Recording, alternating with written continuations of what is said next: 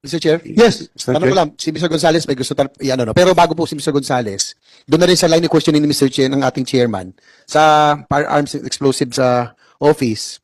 Ang tanong ko lang, di ba bago makakuha ng license, bago ma-issue ng permit to carry of firearms outside the residence, dapat merong neuro test yan, psychological test, lahat, drug test, kompleto. Tama po ba, General Lucas? Yes, Your Honor. Paano ho makakapasa ito si Mr. Gonzales? Una-una, sinabi na Mr. Chair, dismissed po siyang na police. Pangalawa, it seems that Mr. Gonzales, Mr. Chair, has an anger management problem, no? Ipa-flash ko lang po ito sa screen bago po magsalita si Mr. Gonzales. Sa barangay lang po nila, narami hong blatter concerning Mr. Willie Gonzales.